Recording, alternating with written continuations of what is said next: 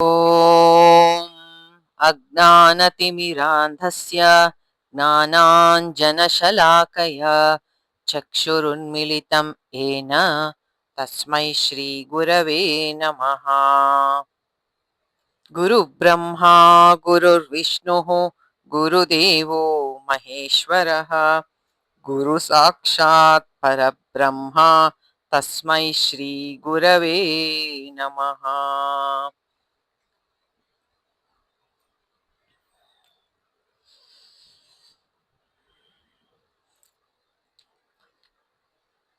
रघुपति राघव राजा राम पतित पावन सीताराम। रघुपति राघव राजा राम पतित पावन सीताराम। राजा राम राजा राम राजा राम जय राजा राम। सीताराम सीताराम सीताराम जय सीताराम। रघुपति राघव राजा राम पतित पावन सीताराम पतित पावन सीताराम। अयोध्यावासा राजा राम नीलमेघ श्यामा सीताराम। जानकी नाथा राजा राम लक्ष्मण सेवित सीताराम। रघुपति राघव राजा राम पतित पावन सीताराम पतित पावन सीताराम पतित पावन सीताराम। सिया चंद्र रामचंद्र की जय। ಥ್ಯಾಂಕ್ ಯು ಮಾತಾಜಿ. ಹರೇ ಕೃಷ್ಣ. ಇದು ರಾಮಾಯಣ ಆಗ್ತಾ ಇರೋದು ಹೇಗಿದೆ ಅಂದ್ರೆ, ನಾನು ಕೆಲವು ರಾಮಾಯಣವನ್ನ ಹೇಳ್ತಾ ಹೋಗ್ತಾ ಇದ್ದೀನಿ. ಆಮೇಲೆ ಮುಗಿದ್ಮೇಲೆ ಕ್ಲಾಸು ನನಗನ್ಸುತ್ತೆ ಇಂತಿಂತ ಪಾಯಿಂಟ್ ಅಲ್ಲಿ ಆ ಕೆಲವು ತಾತ್ವಿಕ ಚಿಂತನೆಗಳನ್ನ ಮಾಡ್ಬೇಕು, ಅಥವಾ ಹೆಚ್ಚು ಆ ವಿಷಯವಾಗಿ ನಾವು ಆ ನಮ್ಮ ಜೀವನಕ್ಕೆ ಹೇಗೆ ಅದನ್ನ ಅರ್ಥ ಮಾಡ್ಕೋಬೇಕು, ಅಳವಡಿಸ್ಕೋಬೇಕು ಅನ್ನೋ ಚಿಂತನೆ ಅಲ್ಲಿ ಅವಶ್ಯಕತೆ ಇದೆ ಅಂತ ಯಾವ್ಯಾವ ಪಾಯಿಂಟ್ ಅಲ್ಲಿ ಅನ್ಸುತ್ತೋ, ಸೊ ಅದನ್ನೆಲ್ಲ ಏನಾದ್ರು ಪಾಯಿಂಟ್ಸ್ ನಿನ್ನೆ ನಂಗೆ ಮಿಸ್ ಆಗಿದೆ ಅನ್ಸಿದ್ರೆ ಇವತ್ತು ಮತ್ತೆ ಅದರ ಕೆಲವು ವಿಷಯಗಳನ್ನ ತಗೋತಾ ಇದ್ದೀನಿ. ಇವತ್ತು ಆ ರೀತಿ ನಿನ್ನೆ ಕ್ಲಾಸ್ನ 2 ವಿಷಯಗಳು ನನಗೆ ಹೇಳ್ಬೇಕಾಗಿದೆ. ಮೊದಲನೇದಾಗಿ, ಈ ಸೀತಾದೇವಿಗೆ ರಾವಣ ಮಾಯೆಯಿಂದ ಮಾಡಿದಂತಹ ಮಾಯಾವಿಯ ಕೈಯಲ್ಲಿ ಮಾಡಿಸಿ ಕತ್ತರಿಸಿದ ರಾಮನ ತಲೆ ಕೋದಂಡ ಎಲ್ಲ ತೋರಿಸ್ತಾನೆ ಅಂತ ನೆನ್ನೆ ನಾವು ಡಿಸ್ಕಸ್ ಮಾಡಿದ್ವಿ. ನೀವು ಇಮ್ಯಾಜಿನ್ ಮಾಡಿ, ಆ ಒಂದು ಅಶೋಕವನದಲ್ಲಿ ಸುತ್ತಲೂ ರಾಕ್ಷಸಿಯರು, ರಾವಣ ಅವಳು ದುಃಖ ಪಡ್ತಾ ಇದ್ರೆ ಅದನ್ನ ನೋಡಿ ಆನಂದ ಪಡ್ತಾ ಇದ್ದ ಅಂತೆಲ್ಲ ನಾವು ನೆನ್ನೆ ಕೇಳಿದ್ವಿ.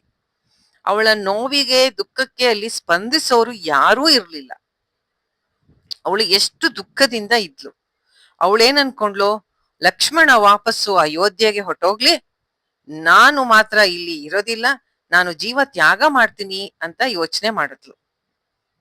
ರಾವಣನ ಮಾತನ್ನ ನಂಬುದ್ಲು. ಅವಳಿಗೆ ಪಾಪ ಅದು ಮಾಯೆ ಅನ್ನೋದು ಗೊತ್ತಾಗ್ಲಿಲ್ಲ. ಎಷ್ಟು ಪ್ರಲಾಪ ಮಾಡ್ತಾ ಇದ್ಲು.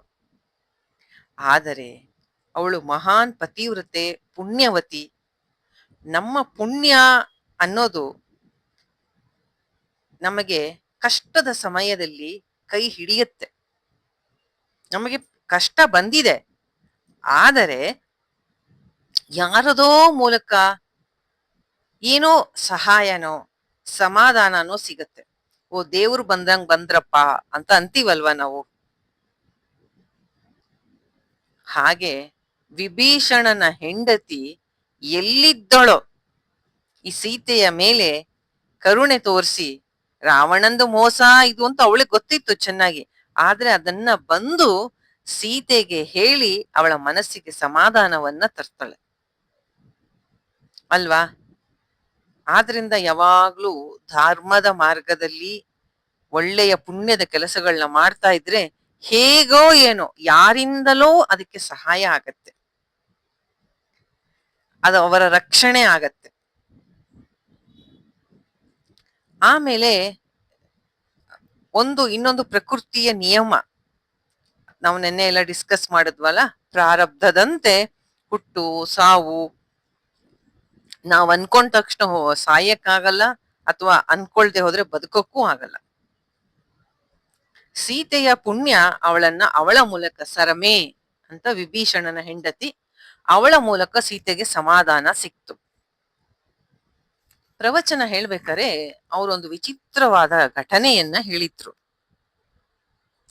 ಒಬ್ಬಳು ತಾಯಿ ಅಲ್ಲ, ಒಬ್ಬ ಗರ್ಭಿಣಿ ಸ್ತ್ರೀ, ಪ್ರೆಗ್ನೆಂಟ್ ವುಮೆನ್, ಆಲ್ಮೋಸ್ಟ್ ದಿನ ತುಂಬಾ ಹಾಗಾಗಿದೆ. ಯಾವುದೋ ಅರ್ಜೆಂಟ್ ಕೆಲಸದ ಮೇಲೆ ಅನಿವಾರ್ಯವಾಗಿ, ಯೂಶಲಿ ತುಂಬಾ ದಿನ ತುಂಬ ಮೇಲೆ ಯಾರು ಟ್ರಾವೆಲ್ ಮಾಡಲ್ಲ, ಅವಳು ಜೊತೆಗೆ ಯಾರನ್ನೂ ಕರ್ಕೊಳ್ಳದೆ ಅದ್ ಯಾವುದೋ ಅನಿವಾರ್ಯ ಕಾರಣಕ್ಕಾಗಿ ಒಬ್ಬಳೆ ದಿನ ತುಂಬಿದ ಗರ್ಭಿಣಿ ಹೆಂಗಸು ಟ್ರೈನ್ ಅಲ್ಲಿ ಬೇರೆ ಊರಿಗೆ ಟ್ರಾವೆಲ್ ಮಾಡ್ತಾ ಇದ್ದಾಳಂತೆ. ಅವಳು ಮಧ್ಯೆ ಟ್ರೈನ್ ಹೋಗ್ತಾ ಇರ್ಬೇಕಾರೆ ವಾಶ್ರೂಮ್ಗೆ ಎದ್ದೋದ್ಲಂತೆ. ಎಷ್ಟೊತ್ತಾದ್ರೂ ಆ ವಾಶ್ರೂಮ್ದು ಲಾಕ್ ಆಗಿದ್ದು ತೆಗಿಲೇ ಇಲ್ವಂತೆ. ಹಾಗೆ ಇನ್ನೊಂದು ಹೆಂಗಸು ಅದನ್ನ ಅಬ್ಸರ್ವ್ ಮಾಡಿ, ನೋಡಿ ಯಾರೋ ನೋಡ್ತಾರೆ ಅನ್ನೋದಕ್ಕೆ ಒಬ್ಬಳು ಹೆಂಗಸು ಅದನ್ನ ಅಬ್ಸರ್ವ್ ಮಾಡಿ ರೈಲ್ದು ಇದು ಎಳೆದಿದ್ದಾಳೆ. ರೈಲ್ ನಿಲ್ತಂತೆ. ರೈಲು ನಿಂತ ಮೇಲೆ ಯಾಕೆಮ್ಮ ನಿಲ್ಲಿಸ್ದೆ ಅಂತ ಅವಳನ್ನ ಕೇಳಿದ್ರೆ, ನೋಡಿ ಒಬ್ರು ಹೆಂಗಸರು ಒಳಗಡೆ ಹೋಗಿ, ಅವಳಿಗೆ ಗೊತ್ತಿಲ್ಲ ಅವ್ರು ಯಾರು ಅಂತ, ಯಾರೋ ಒಳಗಡೆ ಇದ್ದಾರೆ ಟಾಯ್ಲೆಟ್ ಅಲ್ಲಿ, ತುಂಬಾ ಹೊತ್ತಾಯ್ತು ಆಚೆಗೆ ಬಂದಿಲ್ಲ, ಅದು ಪ್ರೆಗ್ನೆಂಟ್ ಬೇರೆ ಇದ್ರು, ಏನಾಗಿದ್ಯೋ ಏನೋ ಅಂತ ಹೇಳಿದಾಗ ಅಲ್ಲಿರೋ ಗಂಡಸರು ಬಲವಾಗಿರೋರೆಲ್ಲ ಇದ್ ಮಾಡಿ ಏನೇನೋ ಸರ್ಕಸ್ ಮಾಡಿ ಬಾಗ್ಲು ಓಪನ್ ಮಾಡಿ ನೋಡ್ತಾರಂತೆ. ಅವಳು ಅಲ್ಲಿ ಮೂರ್ಛೆ ಬಿದ್ದಿದ್ದಾಳೆ. ಡೆಲಿವರಿ ಅಲ್ಲಿ ಒಬ್ಬರು ಡಾಕ್ಟರ್ ಇದ್ರಂತೆ, ಅವ್ರು ಓಡ್ ಬಂದ್ರಂತೆ ನೋಡಕ್ಕೆ. ರೈಲಲ್ಲಿ ಡೆಲಿವರಿ ಆಗೋಗಿದೆ, ರೈಲಲ್ಲಿ ಅದ್ರ ಶಬ್ದಕ್ಕೆ ಯಾರಿಗೂ ಕೇಳಿಸಿಲ್ಲ. ಡೆಲಿವರಿ ಆಗಿ ಅವಳು ಮೂರ್ಛೆ ಬಿದ್ಬಿಟ್ಟಿದ್ದಾಳೆ. Can you imagine? ಆ ಟಾಯ್ಲೆಟ್ದು ಇದಿರುತ್ತಲ್ಲ, ಅದ್ರ ಒಳಗಡೆಯಿಂದ ಮಗು ಹೊರಗೆ ಬಿದ್ಬಿಟ್ಟಿದೆ. ಯಾವಾಗ ಆಗಿದೆಯೋ ಇವರೆಲ್ಲ ಮುಂದೆ ಬಂದ್ಬಿಟ್ಟಿದ್ದಾರೆ. ಅದು ರೈಲಿನ ಆ ಜಲ್ಲಿ ಕಲ್ಲುಗಳ ಮೇಲೆ ಬಿದ್ರೆ ಮಗು, ಅವಾಗ ತಾನೆ ಹುಟ್ಟಿದ ಮಗು ಉಳಿಯತ್ತಾ? ಆದ್ರೂ ಆ ಡಾಕ್ಟರ್ಗೆ ಸ್ವಲ್ಪ ಅನಿಸ್ತಂತ, ಒಂದು ಸತಿ ಟ್ರೈ ಮಾಡೋಣ, ಹಿಂದಕ್ಕೆ ಹೋಗಿ ನೋಡಿ ಅಂತ ಒಂದು ಅರ್ಧ ಗಂಟೆ ಹಿಂದೆ ಎಲ್ಲಿ ತನಕ ಇದೆ ಅಂತ ನಡ್ಕೊಂಡು ಹೋಗಿದಾರಂತೆ ಎಷ್ಟೋ ಜನ. ಇದು ನಿಜವಾಗ್ಲೂ ನಡೆದ ಘಟನೆ ಅಂತ. ಹೋಗ್ ನೋಡಿದ್ರೆ ಮಗು ಅಲ್ಲಿ ಅಳ್ತಾ ಇದೆಯಂತೆ. ಆಶ್ಚರ್ಯ ಆಯ್ತಂತೆ ಎಲ್ರಿಗೂನು. ಏನಾಗಿತ್ತಂತೆ ಅಂದ್ರೆ, ತುಂಬಾ ಮಳೆ ಬರ್ತಾ ಇತ್ತಂತ ಅವಾಗ. ಒಂದು ಮಳೆಯ ಶಬ್ದ, ಇನ್ನೊಂದು ರೈಲಿನ ಶಬ್ದಕ್ಕೆ ಅವಳ ಡೆಲಿವರಿ ಇದು ಯಾರಿಗೂ ಕೇಳಿಸಿಲ್ಲ.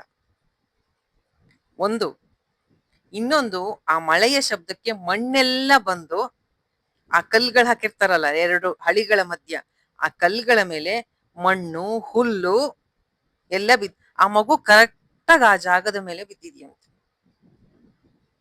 ಎಷ್ಟು ಆಶ್ಚರ್ಯ ಅಲ್ವಾ? ಅವಾಗ ತಾನೇ ಹುಟ್ಟಿದ ಮಗು.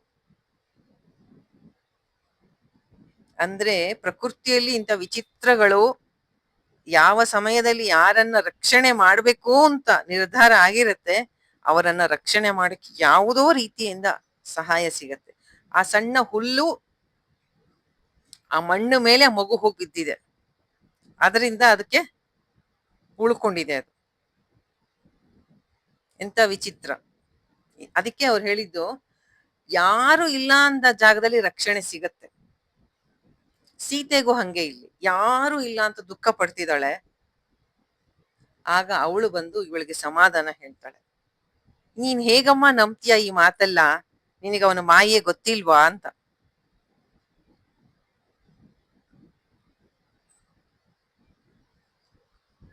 ಇದೊಂದು ಘಟನೆ ಹೇಳ್ಬೇಕಾಗಿತ್ತು. ಮತ್ತೆ ಇನ್ನೊಂದು, ನಾನು ಹೇಳ್ದೆ ಮಾಲ್ಯವಂತ ಅಂತ, ಕೈಕಸಿಯ ಚಿಕ್ಕಪ್ಪ.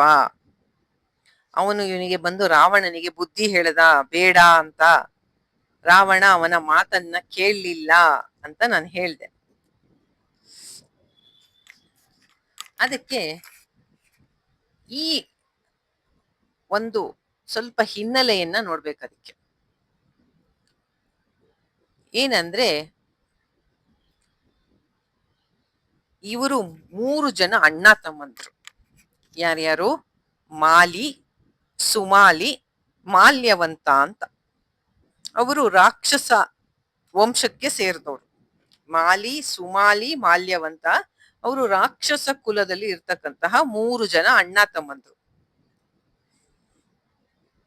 ಇವರು 3 ಜನ ಸೇರಿ ಲಂಕೆಯನ್ನ ಕಟ್ತಾರೆ. ಇವರು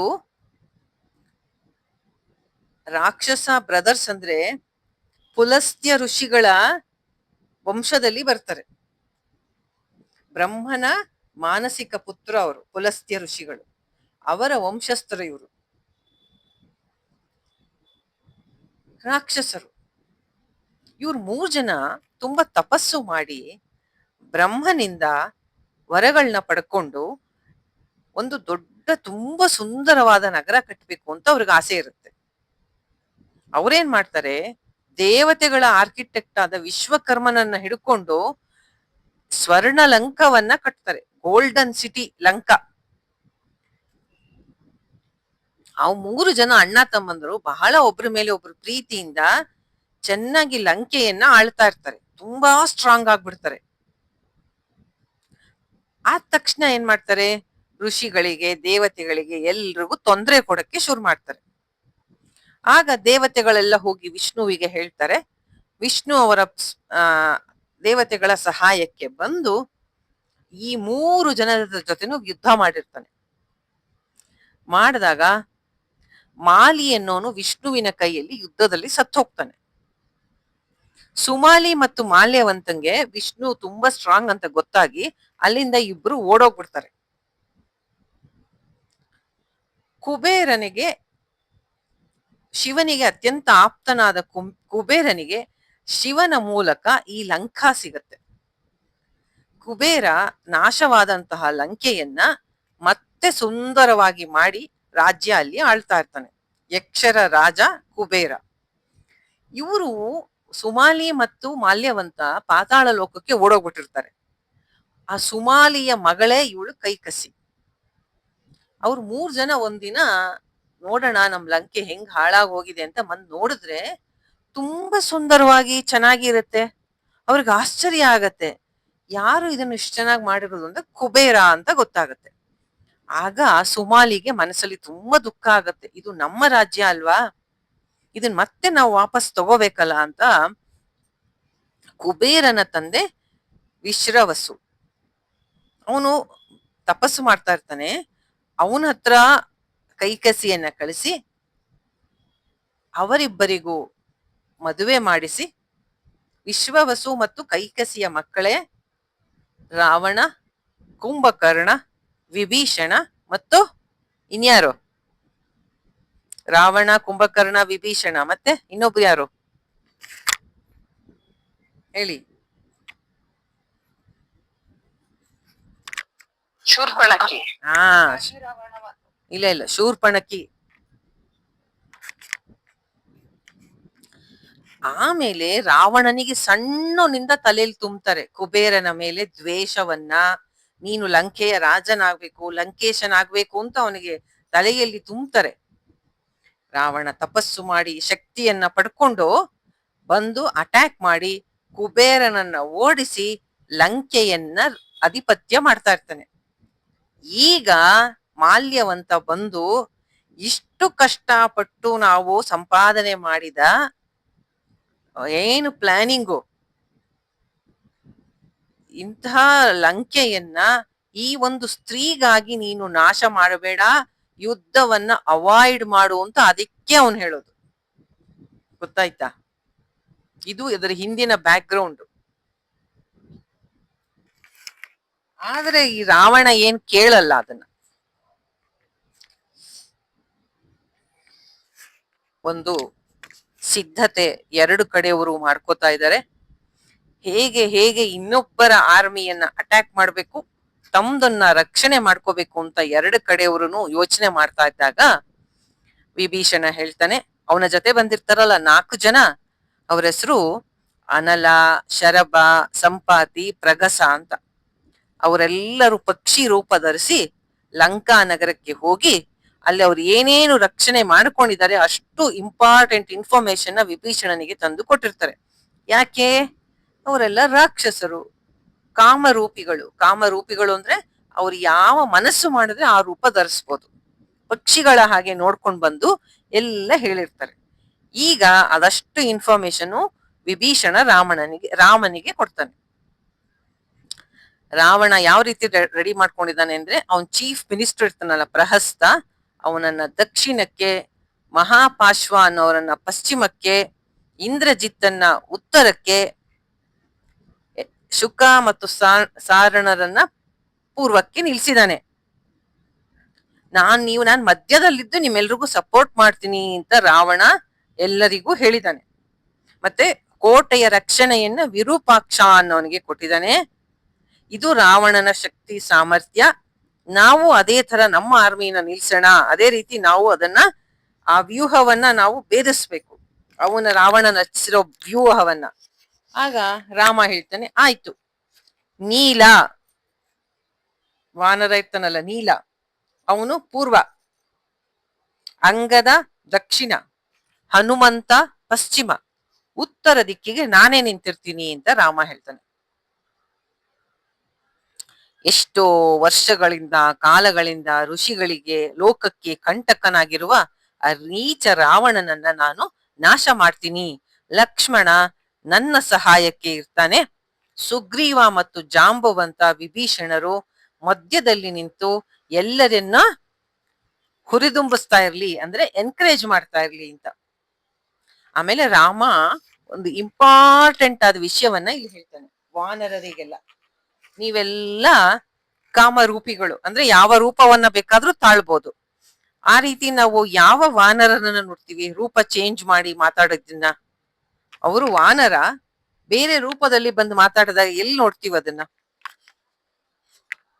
ಹೇಳಿ, ಯಾರು ಮಾಡಿರ್ತಾರ ಆತರ? ಹಾ, ಹನುಮಂತನೇ ಮಾಡಿರ್ತಾನೆ. ಯಾವಾಗಮ್ಮ? ಅದೇ ರಾಮಂಗೆ ನನ್ ಕಂಡಿಡಿತನ ಇಲ್ಲ ಅಂತ ಬಂದು ಋಷಿಗಳ ತರ ಬಂದು ಇದ್ ಮಾಡ್ತಾರ ಆತರ. ಅದಕ್ಕೆ ಕರೆಕ್ಟ್ ನೀವು ಹೇಳಿ. ವಾನರರಿಗೆಲ್ಲ ರಾಮ ಹೇಳ್ತಾನೆ, ನೀವು ಯಾರು ಬೇಕಾದ ರೂಪವನ್ನ, ಅದರಲ್ಲೂ ಎಸ್ಪೆಷಲಿ ಮನುಷ್ಯ ರೂಪವನ್ನ ತಾಳ್ಕೂಡ್ದು.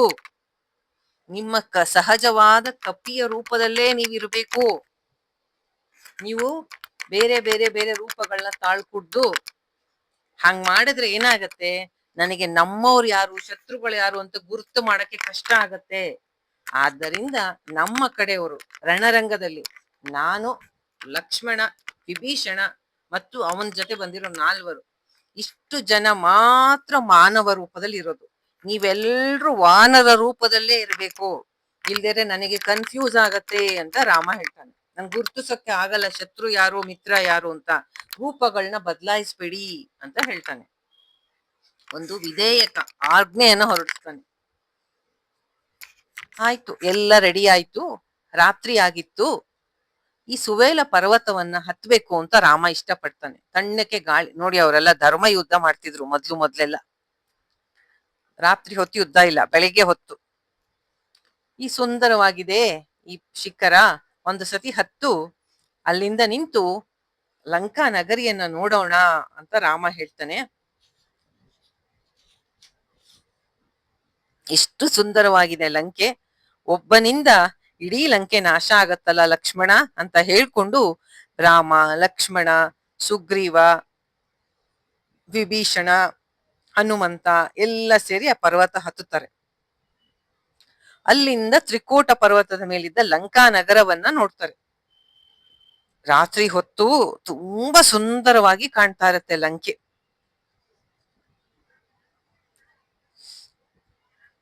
ಅಲ್ಲಿಯ ಪ್ರಕೃತಿ ವೈಭವ ನೋಡಿ ರಾಮನಿಗೆ ಆಶ್ಚರ್ಯ ಆಗತ್ತೆ.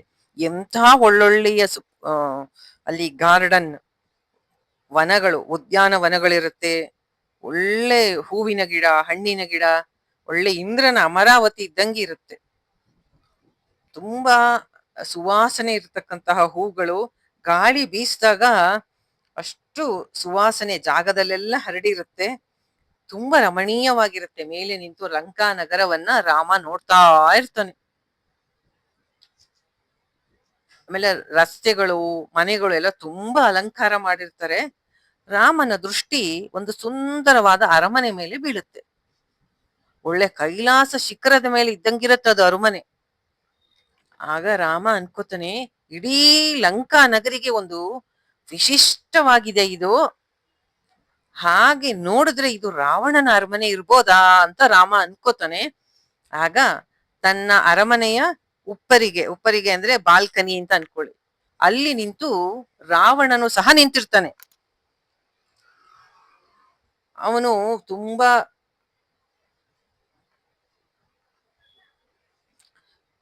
ಕೆಂಪು ಬಣ್ಣದ ವಸ್ತ್ರ ಹಾಕೊಂಡಿರ್ತಾನೆ. ರಾವಣನನ್ನ ರಾಮ ನೋಡ್ತಾನೆ. ಏನೋ ಹೇಳ್ಬೇಕು ಅಂತ ರಾಮ ಪಕ್ಕಕ್ಕೆ ತಿರುಗಿ ನೋಡಿದ್ರೆ ಸುಗ್ರೀವ ಇಲ್ಲ ಅಲ್ಲಿ. ಎಲ್ಲೋದ ಅಂತ ರಾಮ ಹಿಂಗ್ ತಿರುಗಿ ನೋಡೋ ಅಷ್ಟೊತ್ತಿಗೆ ಸುಗ್ರೀವ ಆಕಾಶಕ್ಕೆ ನೆಗೆದ್ ಬಿಟ್ಟಿರ್ತಾನೆ. ಲಂಕೆ ಹತ್ರ ಹಾರ್ತಾ ಇರ್ತಾನೆ. ರಾವಣನ ಮೇಲೆ ಸುಗ್ರೀವಂಗೆ ಕೋಪ ಉಕ್ಕಿ ಬಂದ್ಬಿಟ್ಟಿರುತ್ತೆ. ಇದ್ದಕ್ಕಿದ್ದಂಗೆ ಹಂಗ್ ಮಾಡ್ಬಿಡ್ತಾನೆ, ಯಾರನ್ನು ಕೇಳದೆ ಹೇಳ್ದೆ.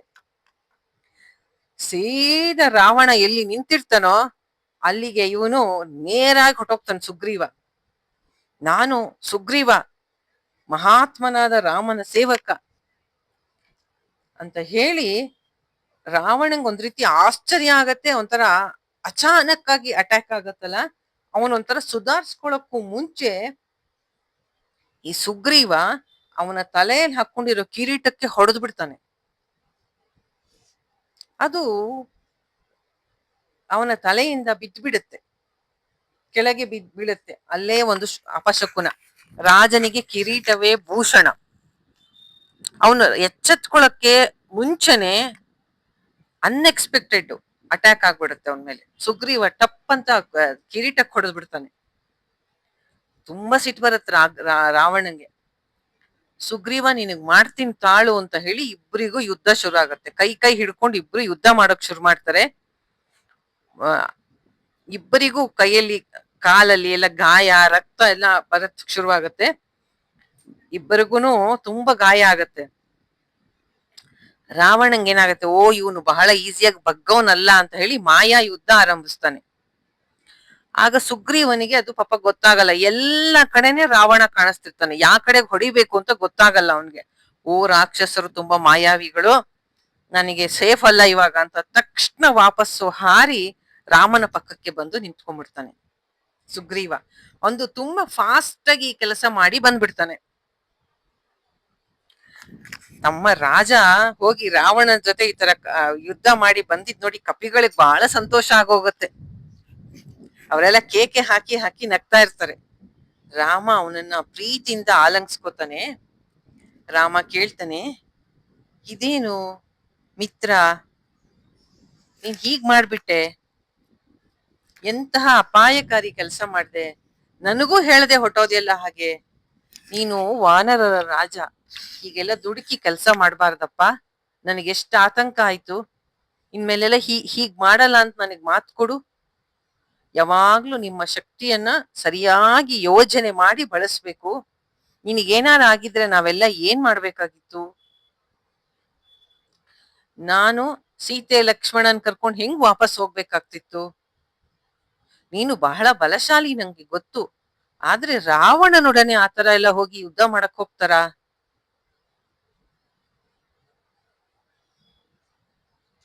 ನಿನಗೇನಾರು ಆಗಿದ್ರೆ ನಾನು ಸಹ ಜೀವಂತವಾಗಿ ಇರ್ತಿರ್ಲಿಲ್ಲ ಅಂತ ರಾಮ ಅಂತಾನೆ. ಆಗ ಸುಗ್ರೀವಂಗ್ ತುಂಬಾ ನಾಚಿಕೆ ಆಗ್ಬಿಡುತ್ತೆ.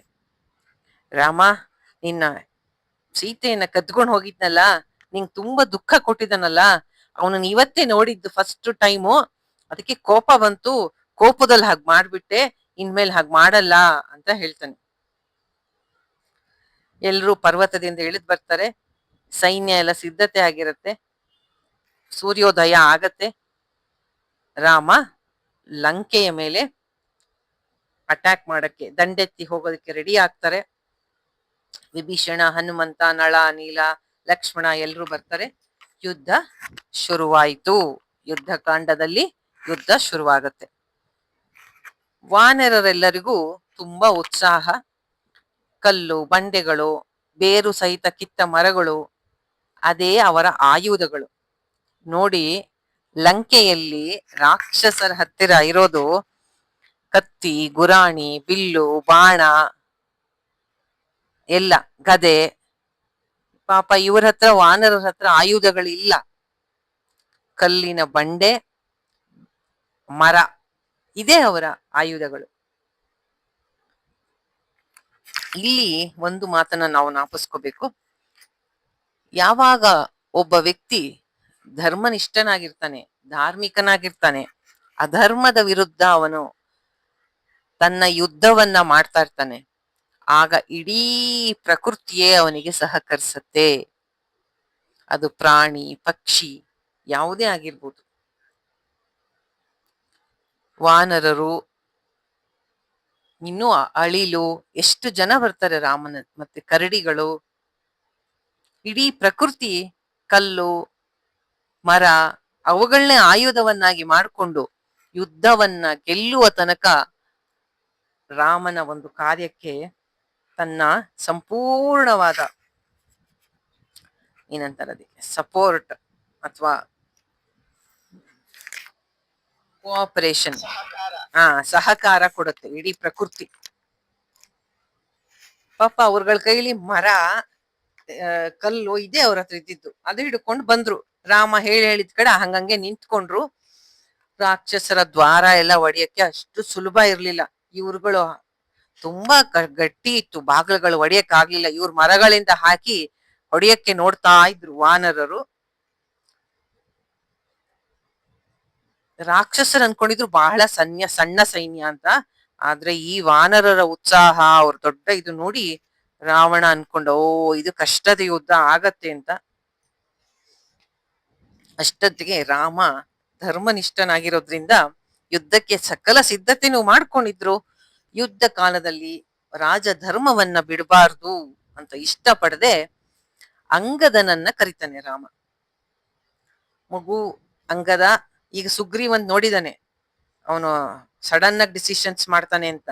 ಆದ್ರಿಂದ ಅವನನ್ನ ಕರಿದೆ ಅಂಗದನನ್ನ ಕರೆದು, ನೀನು ಧೈರ್ಯಶಾಲಿ ಮತ್ತೆ ವಿಧೇಯನಾಗಿರ್ತೀಯ, ಹೇಳಿದ ಮಾತು ಕೇಳ್ಕೊಂಡು ನನ್ನ ಸಂದೇಶವನ್ನ ನೀನು ಹೋಗಿ ರಾವಣನಿಗೆ ತಲುಪಿಸು ಅಂತ ಹೇಳ್ತಾನೆ. ಆಮೇಲೆ ರಾಮ ತನ್ನ ಸಂದೇಶವನ್ನ ಹೇಳ್ತಾನೆ. ಏನ್ ಹೇಳಿರ್ತಾನೆ ಅಂದ್ರೆ, ರಾವಣ, ನಿನ್ನ ರಾಜ್ಯ ವೈಭವ ಎಲ್ಲವನ್ನ ನೀನು ಸದ್ಯದಲ್ಲೇ ಕಳ್ಕೊತೀಯ. ಮೃತ್ಯು ನಿನಗೆ ಹತ್ತಿರ ಆಗಿದೆ. ನೀನೊಬ್ಬ ಕಳ್ಳ. ದೇವತೆಗಳನ್ನ, ಋಷಿಗಳನ್ನ ಬಹಳ ನೋಯಿಸಿದ್ಯಾ. ಅದರ ಕರ್ಮ ಫಲ ಎಲ್ಲ ಅನುಭವಿಸ್ತೀಯ ಈಗ. ಆದರೆ ನಾನ್ ಬಂದಿರೋದು ನನ್ನ ಪತ್ನಿಯನ್ನ ಹಿಂತಿರುಗಿ ಪಡ್ಕೊಳಕ್ಕೆ. ಬ್ರಹ್ಮನಿಂದ ವರ ಪಡ್ಕೊಂಡಿದೀನಿ ಅಂತ ಬಹಳ ದುರಹಂಕಾರ ಜಾಸ್ತಿ ಆಗಿದೆ ನಿನಗೆ. ನಿನಗೆ ಶಾಸ್ತಿ ಮಾಡ್ತೀನಿ ತಡಿ. ನಾನು ಇಲ್ಲದೆ ಇದ್ದಾಗ ಬಂದು ಕದ್ಕೊಂಡು ಹೋಗ್ತೀಯಾ? ಈಗ ನಿನ್ನ ಧೈರ್ಯವನ್ನ ಯುದ್ಧದಲ್ಲಿ ತೋರ್ಸು. ಈ ಸಮಯದಲ್ಲಿ ಸಹ ನೀನು ಸೀತೆಯನ್ನು ಹಿಂದಿರುಗಿಸಿ ಕೊಟ್ರೆ ನಾನು ನಿನ್ನನ್ನು ಕ್ಷಮಿಸ್ತೀನಿ. ಯುದ್ಧ ನಿಲ್ಲತ್ತೆ. ಇಲ್ಲದ್ರೆ ಯುದ್ಧ ಅನಿವಾರ್ಯ ಆಗತ್ತೆ. ನಿನ್ನ ತಮ್ಮ ವಿಭೀಷಣ ಬಹಳ ಸಾತ್ವಿಕ, ಧರ್ಮವಂತ, ನಿನಗೆಲ್ಲ ಬುದ್ಧಿ ಹೇಳ್ದ. ಅವನೀಗ ನನ್ನ ಜೊತೆ ಇದ್ದಾನೆ. ನೀನೇನಾದ್ರು ಮಾತು ಕೇಳಲಿಲ್ಲ ಅಂದ್ರೆ ನಾನು ಖಂಡಿತ ನಿನ್ನ ನಾಶ ಮಾಡಿ ಅವನನ್ನ ಲಂಕೆಯ ರಾಜನನ್ನಾಗಿ ಮಾಡ್ತೀನಿ. ಪಾಪದಲ್ಲಿ ಮುಳುಗೋಗಿದ್ಯಾ ನೀನು. ಸರಿಯಾಗಿ ಸಲಹೆ ಕೊಟ್ರು ತೋಳದೆ ಇರೋದ್ರಿಂದ ನೀನು ರಾಜನಾಗಿರೋದಕ್ಕೆ ಅರ್ಹನಲ್ಲ. ಇಷ್ಟು ಮೇಲೂ ಹಠ ಮಾಡಿ ಯುದ್ಧ ಮಾಡ್ದಿ ಅಂದ್ರೆ, ಯುದ್ಧದಲ್ಲಿ ಹತನಾದರೂ ನಿನ್ನ ಪಾಪಗಳಿಂದ ಮುಕ್ತಿಸಿ, ನನ್ನಿಂದ ಹತನಾದರೆ, ನನ್ನ ಒಂದು ಬಾಣಕ್ಕೆ ಸಿಕ್ಕಿ ನೀನು ನಾಶನಾದರೆ ನಿನಗೆ ಸ್ವರ್ಗದಲ್ಲಿ ಸ್ಥಾನ ಸಿಗತ್ತೆ. ಯೋಚನೆ ಮಾಡಿ ರಣರಂಗಕ್ಕೆ ಬಾ ಅಂತ ಸಂದೇಶವನ್ನ ಕಳಿಸ್ತಾನೆ. ಅಂಗದ ಹೋಗಿ ರಾವಣನ ಆಸ್ಥಾನಕ್ಕೆ ಹೋಗ್ತಾನೆ. ಮಹಾರಾಜ, ನಾನು ಶ್ರೀರಾಮದೂತ, ವಾಲಿಯ ಮಗನಾದ ಅಂಗದ ಅಂತ ನನ್ನ ಹೆಸರು. ನಾನು ಕಿಷ್ಕಿಂಧ ಪಟ್ಟಣದ ಯುವರಾಜ. ಶ್ರೀರಾಮ ನಿನಗೆ ಒಂದು ಸಂದೇಶವನ್ನ ಕೊಟ್ಟಿದ್ದಾನೆ ಅಂತ ಸಂದೇಶವನ್ನೆಲ್ಲ ಹೇಳ್ತಾನೆ.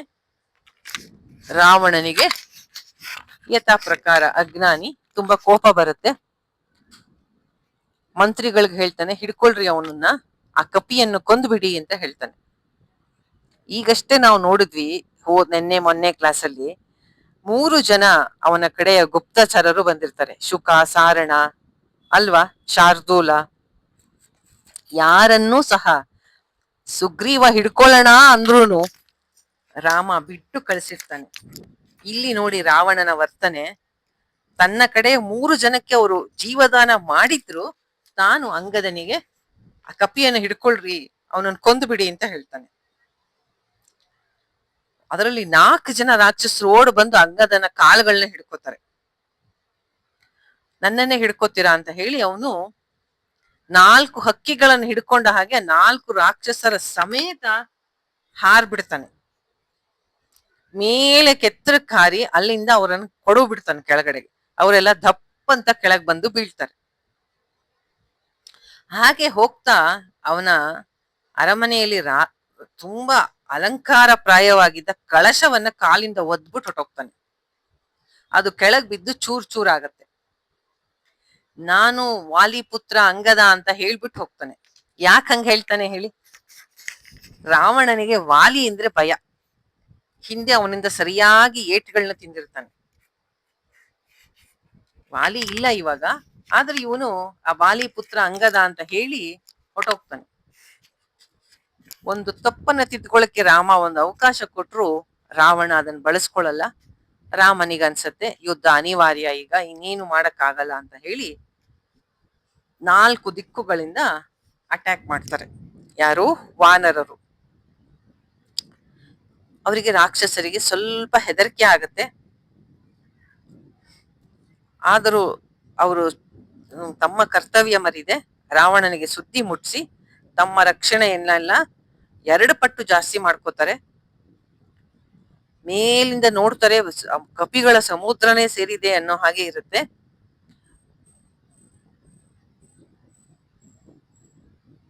ಎರಡು ಕಡೆಯವರೆಗೂ ಯುದ್ಧ ಶುರುವಾಗತ್ತೆ. ಇಬ್ಬರು ಬಹಳ ಉತ್ಸಾಹದಿಂದ ಯುದ್ಧ ಮಾಡ್ತಾ ಇರ್ತಾರೆ.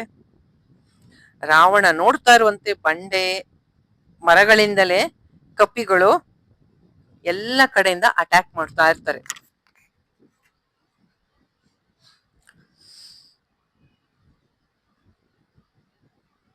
ಕಪಿಗಳು ಬಹಳ ಉತ್ಸಾಹದಿಂದ ರಾಮ ಲಕ್ಷ್ಮಣರಿಗೆ ಜಯವಾಗಲಿ, ಸುಗ್ರೀವನಿಗೆ ಜಯ ಆಗಲಿ ಅಂತ ಹೇಳ್ತಾ ಲಂಕೆಯನ್ನ ಎಲ್ಲಾ ದಿಕ್ಕುಗಳಿಂದ ಅಟ್ಯಾಕ್ ಮಾಡ್ಬಿಡ್ತಾರೆ. ಪೂರ್ವದ ದ್ವಾರ ಮೊದಲು ನುಚ್ಚು ನೂರಾಗತ್ತೆ, ಆಮೇಲೆ ದಕ್ಷಿಣ, ಆಮೇಲೆ ಪಶ್ಚಿಮ, ಹೀಗೆ ಕಪಿಗಳು ಎಲ್ಲ ಬಾಗ್ಲುಗಳನ್ನು ಒಡೆದಾಕಿ ಲಂಕೆಯ ಒಳಗೆ ನುಗ್ಬಿಡ್ತಾರೆ.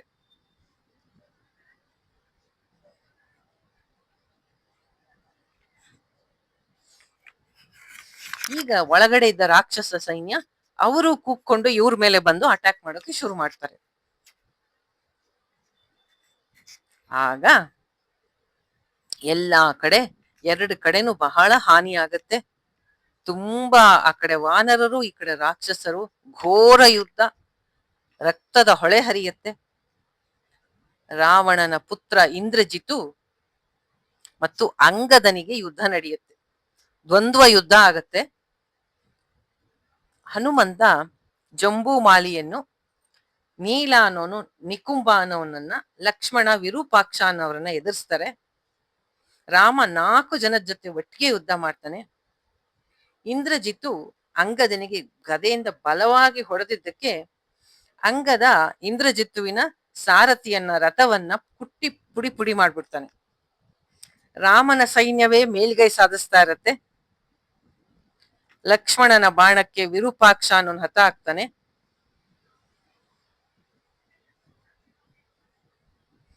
ಕತ್ತಲಾಗ್ತಾ ಬರ್ತಾ ಇರುತ್ತೆ, ಅಂದ್ರೂ ಯುದ್ಧ ಮುಂದುವರಿತಾನೆ ಇರುತ್ತೆ. ಯಾಕೆ ಅಂದ್ರೆ ರಾಕ್ಷಸರು ರಾತ್ರಿ ಆಗ್ತಾ ಇದ್ದಂಗೆ ಅವರ ಶಕ್ತಿ ಜಾಸ್ತಿ ಆಗತ್ತೆ. ವಾನರರು ಏನು ಕಮ್ಮಿ ಇರಲ್ಲ. ಇಬ್ರು ಮಧ್ಯ ಬಹಳ ಭಯಂಕರ ಯುದ್ಧ ನಡೆಯುತ್ತೆ. ರಾಮ ಲಕ್ಷ್ಮಣ ಬಾಣ ಬಿಟ್ರೆ ಒಂದೊಂದು ಸತಿಗೆ ಒಬ್ಬೊಬ್ರು ಬಲಿ ತಗೋತಾ ಇರ್ತಾರೆ. ಇಂದ್ರಜಿತ್ ಏನ್ ಮಾಡ್ತಾನೆ, ಅಂಗದನ ಕೈ ಮೇಲಾಗ್ತಾ ಇದ್ದಂಗೆ ಅದೃಶ್ಯನಾಗಿ ಮಾಯಾ ಯುದ್ಧವನ್ನ ಪ್ರಾರಂಭಿಸ್ತಾನೆ.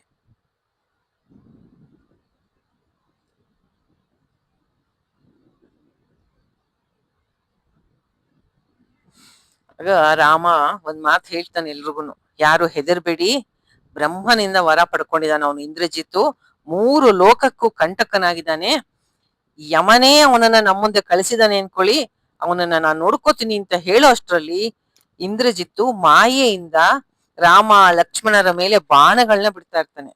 ಇವ್ರು ಒಂದು ಬಿಡಿಸ್ಕೊಂಡು ನೋಡೋ ಅಷ್ಟೊತ್ತಿಗೆ ಅವನ್ ಇರ್ತಿರಲ್ಲ, ಎಲ್ಲಾ ಕಡೆಯಿಂದ ಅವನಿಂದ ಬಾಣ ಬರ್ತಾ ಇರುತ್ತೆ, ಆದ್ರೆ ರಾಮ ಲಕ್ಷ್ಮಣರಿಗೆ ಅವನು ಕಾಣಿಸ್ತಿರಲ್ಲ.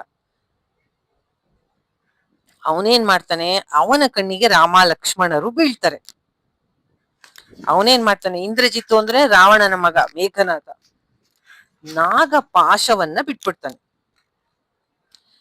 ಇಂದ್ರನೇ ನನ್ನನ್ ಕಂಡ್ರೆ ಹೆದರ್ಕೊಂಡು ಹೋಗ್ತಾನೆ, ನಿಮ್ಮಿಬ್ರಿಗೆ ನನ್ನನ್ನು ಎದುರಿಸೋಷ್ಟು ಧೈರ್ಯನಾ ಅಂತ ಹೇಳಿ ನಾಗಪಾಶದಿಂದ ರಾಮ ಲಕ್ಷ್ಮಣರಿಗೆ ಕಣ್ಣು ಬಿಡಕ್ಕಾಗ್ದಿರೋ ಹಾಗೆ ಭದ್ರವಾಗಿ ಬಂಧಿಸ್ಬಿಡ್ತಾನೆ ಇಂದ್ರಜಿತ್ತು. ಆ ಬಾಣಗಳಿಂದ ತುಂಬಾ ಗಾಯ ಆಗತ್ತೆ ರಾಮ ಲಕ್ಷ್ಮಣರಿಗೆ, ನೋವು ಸಹಿಸ್ಕೊಳ್ಳಕ್ಕಾಗ್ದೆ ಇಬ್ರು ಮೂರ್ಛೆ ಹೋಗ್ತಾರೆ. ರಾಮನ ಕೋದಂಡ ಅವನ ಕೈ ಜಾರಿ ಬೀಳತ್ತೆ. ನೋಡಿ ಅಂದ್ರೆ ಎಷ್ಟು ನೋವಾಗಿದೆ ರಾಮ ಲಕ್ಷ್ಮಣರಿಗೆ ಅಂತ. ಇಬ್ಬರಿಗೂ ಮೂರ್ಛೆ ತಪ್ಪಿಡ್ತಾರೆ ರಾಮ ಲಕ್ಷ್ಮಣರು. ವಾನರ ಸೈನ್ಯದಲ್ಲಿ ಹಾಹಾಕಾರ ಎದ್ಬಿಡುತ್ತೆ. ಏನ್ ಮಾಡ್ಬೇಕು ಅಂತ ಸುಗ್ರೀವ ಹನುಮಂತ ಯಾರಿಗೂ ಗೊತ್ತಾಗಲ್ಲ. ವಿಭೀಷಣನಿಗೆ ನಾಗಪಾಶಕ್ಕೆ ವಿರುದ್ಧವಾಗಿ ಏನ್ ಮಾಡ್ಬೇಕು ಅಂತ ವಿಭೀಷಣನಿಗೆ ಹೊಳೆಯೋಲ್ಲ. ವಾನರರು ಎಲ್ಲಿ ಹುಡುಕಿದ್ರು ಇಂದ್ರಜಿತ್ ಕಾಣಿಸ್ತಾ ಇಲ್ಲ, ಆಕಾಶದಲ್ಲಿ ನೋಡ್ತಾ ಇರ್ತಾರೆ ಹೀಗೆ ಹೀಗೆ, ಆದ್ರೆ ಅವನ್ ವಿಭೀಷಣನ ಕಣ್ಣಿಗೆ ಕಾಣಿಸ್ತಿರ್ತಾನೆ.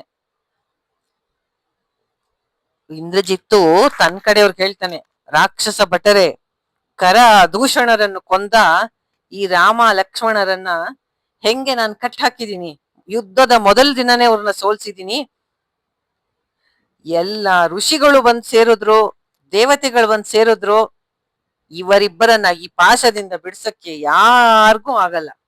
ನನ್ನ ತಂದೆಗೆ ಮುಳ್ಳಾಗಿದ್ದ ಇವರು ಇನ್ನಿಲ್ಲ, ಈ ಕಪಿ ಸೈನ್ಯವೆಲ್ಲ ಯಾವ ಲೆಕ್ಕ, ಇವರನ್ನ 1 ನಿಮಿಷಕ್ಕೆ ಓಡಿಸ್ಬಿಡ್ತೀನಿ ಅಂತ ತನ್ನ ವಿನಾಶ ಕಾರ್ಯವನ್ನ ಮುಂದುವರಿಸ್ತಾನೆ. ಅವನಿಂದ ಏಟು ತಿನ್ನದೇ ಇರೋರು ಒಬ್ರು ಉಳಿಯಲ್ಲ.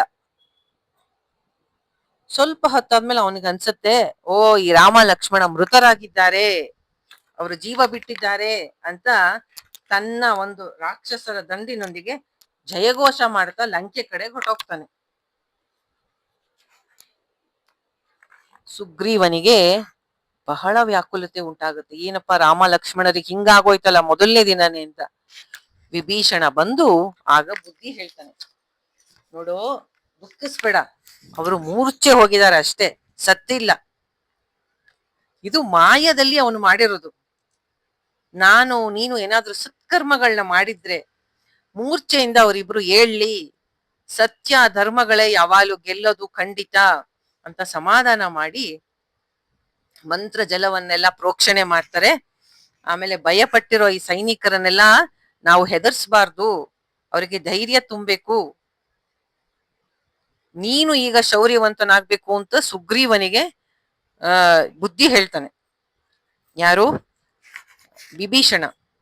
ಅವರಿಬ್ರು ಮೇಲೆ ಹೇಳೋ ತನಕ ಎಚ್ಚರಿಕೆಯಿಂದ ನಾವೆಲ್ಲ ಕಾಯ್ದು ಈ ಕೋಸಲದ ರಾಜಕುಮಾರರನ್ನ ನಾವು ಕಾಪಾಡ್ಬೇಕು, ಅವ್ರು ಖಂಡಿತ ಸತ್ತಿಲ್ಲ, ನಾನು ಹೇಳ್ತೀನಿ, ಅವರ ಮಖಗಳನ್ನ ನೋಡು, ಮಖದಲ್ಲಿ ಜೀವಂತ ಕಳೆ ಇದೆ, ಅವ್ರಿಗೆ ಯಾವ ಅಪಾಯ ಆಗಲ್ಲ, ಗಾಬರಿ ಬೇಡ, ನೀವು ಸೈನ್ಯವನ್ನ ಮುನ್ನಡೆಸಿ ಶತ್ರುಗಳ ಜೊತೆ ಯುದ್ಧ ಮಾಡ್ತಾ ಇರಿ, ನೋಡು ಎಲ್ಲ ವಾನರರು ಎಷ್ಟು ಹೆದರ್ಕೊಂಡಿದ್ದಾರೆ, ನೀನು ಏನಾಗಿಲ್ಲ ಅಂತ ಅವ್ರಿಗೆ ಧೈರ್ಯ ಕೊಡ್ಬೇಕು ಸುಗ್ರೀವ ಅಂತ ವಿಭೀಷಣ ಬುದ್ಧಿ ಹೇಳ್ತಾನೆ. ಇಲ್ಲಿ ಒಂದು ಮುಖ್ಯವಾದ ವಿಷಯದ ಚಿಂತನೆಯನ್ನ ತಗೊಳ್ಳೋಣ ಮುಂದೆ ಹೋಗಕ್ಕೂ ಮುಂಚೆ. ಇಂದ್ರಜಿತ್ ರಾವಣನ ಮಗ ಮೇಘನಾಥ, ಇಂದ್ರನನ್ನೇ ಸೆರೆ ಹಿಡಿದಿರ್ತಾನೆ. ಬ್ರಹ್ಮನ ಒಂದು ಆದೇಶದಂತೆ ಇಂದ್ರನನ್ನ ಬಿಟ್ಟಿರ್ತಾನೆ. ಅಷ್ಟೇ ತಪಸ್ಸು, ಇಂದ್ರಿಯ ನಿಗ್ರಹ ಎಲ್ಲವೂ ಅವನನ್ನ ಸೋಲ್ಸೋದು ಬಹಳ ಕಷ್ಟ. ಈ ರಾಮಾಯಣದ ಇದರಲ್ಲಿ ಇಂದ್ರಜಿತ್ತುವಿನ ಒಂದು ಪಾತ್ರ ರಾವಣನಿಗೆ ಬಹಳ ಶಕ್ತಿ ಕೊಡ್ತಕ್ಕಂತಹದ್ದು, ರಾವಣನ ಸೈನ್ಯಕ್ಕೆ. ಈ ಇಂದ್ರಜಿತು ಹಿಂದೆ ಹನುಮಂತನನ್ನ ಸೆರೆ ಹಿಡಿದು ಕರ್ಕೊಂಡ್ ಬಂದಿರ್ತಾನೆ ಅಲ್ವಾ. ಈಗ ರಾಮ ಲಕ್ಷ್ಮಣರಿಗೆ ನಾಗಪಾಶವನ್ನು ಗೀತಾನೆ. ಅವನನ್ನ ಸೋಲ್ಸೋದು ಬಹಳ ಕಷ್ಟ. ಈ ಇಂದ್ರಜಿತ್ತಿಗೆ ಸಮಾನವಾಗಿ ಈ ವಾನರ ಸೈನ್ಯದಲ್ಲಿ 3 ಜನ ಇದ್ದಾರೆ. ಅವನು ರಾವಣನ ಕಡೆ ಒಬ್ಬನೇ, ರಾಕ್ಷಸರ ಕಡೆ. ಈ ಕಡೆ 3 ಜನ. ಅಂದ್ರೆ ಇಂದ್ರಿಯ ನಿಗ್ರಹ, ಜಿತೇಂದ್ರಿಯ ಯಾರಿದ್ದಾರೆ ರಾಮನ ಕಡೆ? ಜಿತೇಂದ್ರಿಯ ಯಾರು? ಹನುಮಂತ ಇದ್ದಾನೆ. ಇಂದ್ರಿಯ ನಿಗ್ರಹಕ್ಕೆ ಮಹಾನ್ ಶಕ್ತಿಶಾಲಿ, ಬಲಶಾಲಿ ಹನುಮಂತ ಇದ್ದಾನೆ. ಎರಡನೇದು ಸ್ವತಃ ರಾಮಚಂದ್ರರೇ. ಇವತ್ತು ರಾತ್ರಿ ನೀನು ರಾಮ ಅಯೋಧ್ಯೆಯ ರಾಜ ಅಂತ, ಕೋಸಲ ದೇಶದ ರಾಜ ಅಂತ ಹೇಳಿ ಬೆಳಗಾಗೋದ್ರಲ್ಲೇ ನೀನು ಕಾಡಿಗೆ ಹೋಗು ಅಂತ ಹೇಳಿದಾಗ ಎಲ್ಲರೂ ತಡೆದರು. ಧರ್ಮನಿಷ್ಠನಾಗಿ, ಇಂದ್ರಿಯ ನಿಗ್ರಹ, ಧರ್ಮನಿಷ್ಠೆ ರಾಮಚಂದ್ರನೇ. ಮೂರನೇದು ಲಕ್ಷ್ಮಣ. ಲಕ್ಷ್ಮಣ ಮತ್ತು ಇಂದ್ರಜಿತುವಿಗೆ ಯಾವಾಗಲೂ ಯುದ್ಧ, ಅವರಿಬ್ರು ಜೊತೆ. ಲಕ್ಷ್ಮಣ ಇಂದ್ರಜಿತುವಿಗಿಂತ ಒಂದು ಕೈ ಮೇಲೆ ಇಂದ್ರಿಯ ನಿಗ್ರಹದಲ್ಲಿ. ಯಾಕೆ ಅಂದ್ರೆ 14 ವರ್ಷಗಳ ಕಾಲ ಬ್ರಹ್ಮಚರ್ಯವನ್ನ ಅವನು ಪಾಲಿಸಿರ್ತಾನೆ ಲಕ್ಷ್ಮಣ. ಮದುವೆ ಆಗಿ ಪತ್ನಿ ಇದ್ರು ಊರ್ಮಿಳ, ಅವನು ಅಣ್ಣ ಅತ್ತಿಗೆಯ ಸೇವೆಯನ್ನ ತಂದೆ ತಾಯಿಯ ಸೇವೆಯ ಹಾಗೆ 14 ವರ್ಷಗಳಿಂದ ಮಾಡಿರ್ತಾನೆ. ಆ ಒಂದು ದೃಷ್ಟಿಯಲ್ಲಿ ಲಕ್ಷ್ಮಣ ಇಂದ್ರಜಿತುವಿಗಿಂತ ಒಂದು ಕೈ ಮೇಲೆ. ಇಲ್ಲಿ 3 ಪಟ್ಟು ಇಂದ್ರಿಯ ನಿಗ್ರಹ ಇರೋರಿದ್ದಾರೆ. ಯಾವಾಗಲೂ ಯುದ್ಧದಲ್ಲಿ ಈಗಿನ ಕಾಲದ ತರ ಯುದ್ಧ ಅಲ್ಲ. ಹಿಂದೆಲ್ಲ ಯುದ್ಧದಲ್ಲಿ ಇಂದ್ರಿಯ ನಿಗ್ರಹ, ಧರ್ಮನಿಷ್ಠೆ ಅದೆಲ್ಲ ಯಾರಲ್ಲಿ ಇರ್ತಿತ್ತು, ನಾನು ಅವಾಗ್ಲೇ ಹೇಳ್ದಂಗೆ ಅವರಿಗೆ ಪ್ರಕೃತಿಯಿಂದ ಎಲ್ಲಾ ರೀತಿಯ ಒಂದು ಸಹಾಯ ಸಿಗ್ತಾ ಇತ್ತು. ಈಗ ಅಂತ ಮಹಾನುಭಾವರಾದ ರಾಮ ಲಕ್ಷ್ಮಣರನ್ನ ನಾಗಪಾಶದಿಂದ ಬಂಧಿಸ್ಬಿಟ್ಟಿದ್ದಾನೆ. ತನ್ನ ಸೈನ್ಯವನ್ನೆಲ್ಲ ತಗೊಂಡು ಆ ಇಂದ್ರಜಿತು ರಾವಣನ ಬಳಿಗೆ ಹೋಗ್ತಾನೆ. ರಾಮ ಲಕ್ಷ್ಮಣರು ಸತ್ತು ಹೋದ್ರು ಅಂತ ವರದಿ ಮಾಡ್ತಾನೆ. ರಾವಣನಿಗೆ ಸಂತೋಷ ತಡ್ಕೊಳಕ್ಕಾಗಲ್ಲ. ಸಿಂಹಾಸನದಿಂದ ಇಳಿದು ಬಂದ್ಬಿಡ್ತಾನೆ. ಬಂದು ಮಗನನ್ನ ಅಪ್ಪುಕೊಂಡು ಮುದ್ದಾಡ್ಬಿಡ್ತಾನೆ. ಆ ಮಾಯಾ ಯುದ್ಧ ಹೆಂಗಾಯ್ತು, ನಾಗಪಾಶ ಹೆಂಗ ಮಾಡ್ದೆ, ಅವರನ್ನ ಹೆಂಗೆ ಕೊಂದೆ ಎಲ್ಲ ವಿವರವಾಗಿ ಕೇಳ್ಕೊಂಡು ರಾವಣನ ಸಂತೋಷಕ್ಕೆ ಎಣೆಯೇ ಇಲ್ಲ, ಅಷ್ಟು ಕುಣಿದಾಡ್ಬಿಡ್ತಾನೆ. ಆವತ್ತಿನ ರಾತ್ರಿ ಅರಮನೆಯಲ್ಲಿ ಎಲ್ರು ಹಬ್ಬವನ್ನ ಆಚರಿಸ್ಬಿಡ್ತಾರೆ. ರಾವಣನಿಗೆ ಇದನ್ನ ಹೋಗಿ ಸೀತೆಗೆ ಹೇಳ್ಬೇಕು ಅಂತ. ಅವನಿಗೆ ರಾಮ ಲಕ್ಷ್ಮಣರು ಕಟ್ಕೊಂಡು ಏನ್ ಆಗ್ಬೇಕಾಗಿಲ್ಲ, ಅವನಿಗೆ ಸೀತೆ ಮುಖ್ಯ, ಅವಳಿಗೆ ಹೇಳ್ಬೇಕು ಅಂತ. ಈಗ ತಾನೇ ಹೋಗಕ್ಕೆ ರೆಡಿ ಇಲ್ಲ. ಯಾಕೆ ಹೇಳಿ? ಈಗ ಅವಳಿಗೆ ಡೌಟ್ ಬಂದ್ಬಿಟ್ಟಿದೆ, ಇವನು ಮಾಯಾವಿ, ಅದೇ ತಂದಿದ್ನಲ್ಲ ಒಂದು ಕಡದಿರೋ ತಲೆ ಮತ್ತೆ ಕೋದಂಡ ಎಲ್ಲ ಮಾಯಾ ಅಂತ ಗೊತ್ತಾಗ್ಬಿಟ್ಟಿದೆ. ಇವನ್ ಹೋಗಿ ಹೇಳಿದ್ರೆ ಅವಳು ನಂಬಲ್ಲ ಅಂತ ಅವಳೇ ಹೋಗಿ ನೋಡ್ಲಿ ಅಂತ ಜೋರಾಗಿ ಮುಸಿ ಮುಸಿ ಅಂತ ನಗ್ತಾ ಇರ್ತಾನಂತೆ ರಾವಣ ಸಂತೋಷದಿಂದ. ಸೀತೆಯನ್ನ ಕಾಯ್ತಿದ್ದ ರಾಕ್ಷಸಿಯರನ್ನ ಕರೆದು ಅದ್ರಲ್ಲೂ ತ್ರಿಜಟೆಗೆ ಹೇಳ್ತಾನಂತೆ. ಯಾಕೆಂದ್ರೆ ಸೀತೆಗೆ ಸ್ವಲ್ಪ ಅವಳ ಮೇಲೆ ವಿಶ್ವಾಸ ಇರುತ್ತೆ. ನೀನು ರಾಮ ಲಕ್ಷ್ಮಣರನ್ನ ಇಂದ್ರಜಿತ್ತು ಕೊಂದ್ ಹಾಕಿದಾನೆ ಅಂತ ಸೀತೆಗೆ ತಿಳಿಸು. ಅವಳು ನಂಬದೆ ಹೋದ್ರೆ ಪುಷ್ಪಕ ವಿಮಾನದಲ್ಲಿ ಅವಳ ರಣರಂಗಕ್ಕೆ ಕರ್ಕೊಂಡೋಗಿ ತೋರ್ಸು. ಸತ್ತು ಬಿದ್ದಿರೋ ಅವ್ರನ್ನ ತೋರ್ಸು. ಅವಳು ತುಂಬಾ ಜಂಬ ಪಡ್ತಾಳಲ್ವಾ, ರಾಮನ್ನ ಯಾರು ಸೋಲ್ಸಕ್ಕಾಗಲ್ಲ ಅಂತ. ಈಗ ಅವನೇ ಇಲ್ಲ.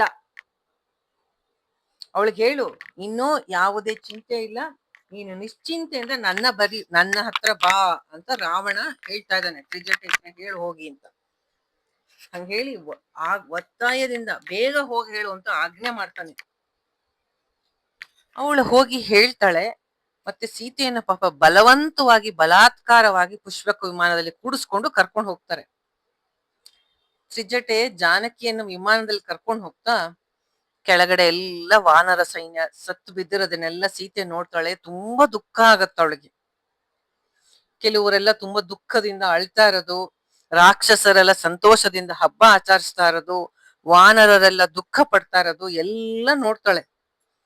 ಆಮೇಲೆ ಅವಳ ದೃಷ್ಟಿ ಎಚ್ಚರ ತಪ್ಪಿ ಮಲಗಿದ್ದ ರಾಮ ಲಕ್ಷ್ಮಣರ ಮೇಲೆ ಬೀಳತ್ತೆ.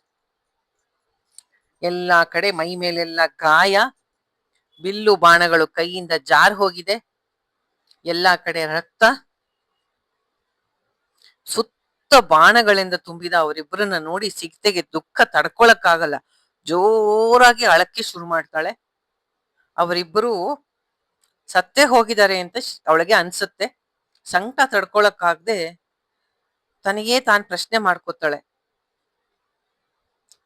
ಎಲ್ಲಾ ಶಾಸ್ತ್ರಜ್ಞರು ಹೇಳಿದ್ರಲ್ಲ ನನಗೆ ವೈದವ್ಯ ಇಲ್ಲ ಅಂತ, ಅಶ್ವಮೇಧ ಯಜ್ಞಗಳನ್ನ ನನ್ನ ಪತಿ ಜೊತೆಗೆ ಮಾಡುವಂತಹ ಪತಿ ಪಡಿತೀನಿ ನಾನು ಅಂತ ಹೇಳಿದ್ರಲ್ಲ, ನಾನು ಯಾವ ಅಶ್ವಮೇಧ ಯಜ್ಞನೂ ಇದುವರೆಗೂ ಮಾಡ್ಲೇ ಇಲ್ಲ. ಜ್ಯೋತಿಷಿಗಳು ನೀನು ಸುಮಂಗಲಿ ಅಂತ ಹೇಳಿದ್ರಲ್ಲ, ಎಲ್ಲ ಮಾತು ಸುಳ್ಳಾಗೋಯ್ತಲ್ಲ. ಮತ್ತೆ ವಸಿಷ್ಠರು ಹೇಳಿದ್ರು ರಾಮ ತುಂಬಾ ಕೀರ್ತಿವಂತನಾಗ್ತಾನೆ, ದೊಡ್ಡ ರಾಜ ಆಗ್ತಾನೆ ಅಂತ. ಇದೆಲ್ಲ ಸುಳ್ಳ ಹಾಗಾರೆ? ಅಲ್ಲ, ಅಲ್ಲಿ ಹಿಂದೆ ಕ್ಷಣ ಮಾತ್ರದಲ್ಲಿ 14,000 ರಾಕ್ಷಸರನ್ನ ಕರದೂಷಣರನ್ನ ಒಬ್ನೇ ನಿಂತು ಯುದ್ಧ ಮಾಡಿದ್ನಲ್ಲ. ರಾವಣನ ಮಗನಿಂದ ಹತನಾದ್ನ ರಾಮ. ನನಗೆ ಯಾಕೋ ಇದು ಮಾಯೇ ಇರ್ಬೇಕು. ರಾಮ ನಿನಗ್ ಮೋಸ ಆಯ್ತೋ ಏನೋ, ಇಲ್ಲವಾದ್ರೆ ನಿನ್ ಕೈಯಿಂದ ಯಾರಾದ್ರೂ ಗೆಲ್ಲಕ್ಕೆ ಸಾಧ್ಯನಾ? ಆದ್ರೆ ವಿಧಿ ಅನ್ನೋದು ಎಲ್ಲದಕ್ಕಿಂತ ಶಕ್ತಿವಂತ, ಯಮ ಸಹ ಅವನ್ ಮುಂದೆ ಅಸಹಾಯಕ ಅಂತ ಗೋಳಾಡ್ತಾಳೆ. ಸೀತೆಯ ಸಂಕಟ ನೋಡಿ ತ್ರಿಜಟೆಗೆ ಅಯ್ಯೋ ಅನ್ಸತ್ತೆ. ಅವಳು ಹೇಳ್ತಾಳೆ, ಖಂಡಿತ ಅಳಬೇಡ, ರಾಮನಿಗೆ ಏನೂ ಆಗಿಲ್ಲ, ಇಬ್ಬರು ಬದುಕಿದ್ದಾರೆ, ಆದ್ರೆ ಮೂರ್ಛೆ ಹೋಗಿದ್ದಾರೆ ಅಷ್ಟೇ. ಅವರೆಲ್ಲ ಕಪಿಗಳೆಲ್ಲ ಅವನ ಸುತ್ತ ಕೂತಿರೋದು ಅವನ್ ಮೂರ್ಛೆಯಿಂದ ಏಳ್ಲಿ ಅಂತ ಅಷ್ಟೇ. ನೀನು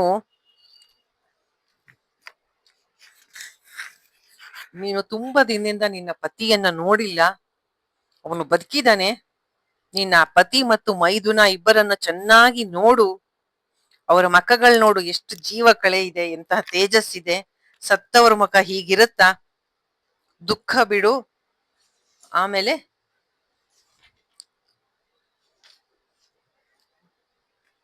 ಆಗ ಸೀತೆ ಹೇಳ್ತಾಳೆ, ತ್ರಿಜಟೆ ನೀನು ಹೇಳಿದಂತೆ ಅವರಿಬ್ರು ಕ್ಷೇಮವಾಗಿರ್ಲಿ, ಅವ್ರಿಗೆ ಬೇಗ ಎಚ್ಚರ ಬರ್ಲಿ ಅಂತ ಕೈ ಮುಗಿದು ಆ ವಿಮಾನ ವಾಪಸ್ ಲಂಕೆಗೆ ಕರ್ಕೊಂಡ್ಬಂದು ಅವಳನ್ನ ಅಶೋಕವನಕ್ಕೆ ಕರ್ಕೊಂಡು ಹೋಗ್ತಾರೆ. ಇತ್ತ ಕಪಿಗಳೆಲ್ಲ ರಾಮ ಲಕ್ಷ್ಮಣರ ಪಕ್ಕ ಕುತ್ಕೊಂಡು ಅವ್ರನ್ನೇ ಕಾಯ್ತಾ ಇರ್ತಾರೆ. ಸ್ವಲ್ಪ ಹೊತ್ತಲ್ಲಿ ರಾಮನಿಗೆ ಎಚ್ಚರ ಆಗತ್ತೆ. ಆದ್ರೆ ಮೈ ಕೈ ಅಲ್ಲಾಡ್ಸಕ್ಕಾಗಲ್ಲ, ಹಾಗೆ ನಾಗಪಾಶ ಅವನಿಗೆ ಬಂಧಿಸ್ಬಿಟ್ಟಿರುತ್ತೆ. ಪಕ್ಕದಲ್ಲಿ ಲಕ್ಷ್ಮಣ ಮಲಗಿರೋದು ನೋಡಿ ರಾಮಂಗೆ ಗಾಬರಿಯಾಗಿ ಲಕ್ಷ್ಮಣ ಮೃತನಾಗಿದ್ದಾನೆ ಅಂತ ತಿಳ್ಕೊಂಡು ರಾಮ ಗೋಳಾಡಕ್ಕೆ ಶುರು ಮಾಡ್ತಾನೆ. ಅಯ್ಯೋ, ನಾನು ಜೀವದಿಂದಿದ್ದೇನಾಗಬೇಕು, ನನ್ನ ತಮ್ಮ, ನನಗೆ ರಾಜ್ಯ ಯಾಕೆ, ಸೀತೆ ಯಾಕೆ ಅಂತಾನೆ ರಾಮ. ಲೋಕದಲ್ಲಿ ಹುಡುಕಿದ್ರೆ ಸೀತೆ ತರದೋಳು ಇನ್ನೊಬ್ಳು ಸಿಗ್ತಾಳೆ, ಆದ್ರೆ ನನ್ನ ತಮ್ಮ ಲಕ್ಷ್ಮಣನಂತೋ ಇನ್ನೊಬ್ಬ ಸಿಗಲ್ಲ ಅಂತಾನೆ ನೋಡಿ ರಾಮ.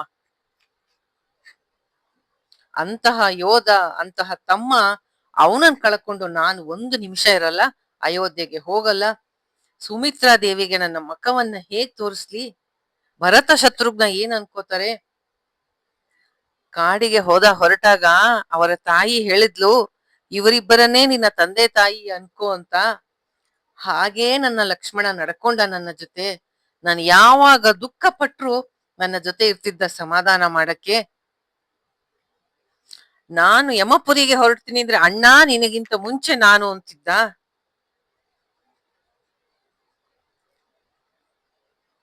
ಅವನಿಗೆ ಸ್ವಲ್ಪ ಕೋಪ ಜಾಸ್ತಿ, ಆದ್ರೆ ಅವನು ಎಂದೂ ಯಾರು ನನಗೆ ವಿರುದ್ಧವಾಗ್ತಾರೋ ಅವ್ರ ಮೇಲೆ ಕೋಪ ಮಾಡ್ಕೋತಿದ್ದ, ಕಠಿಣನಾಗ್ತಿದ್ದ.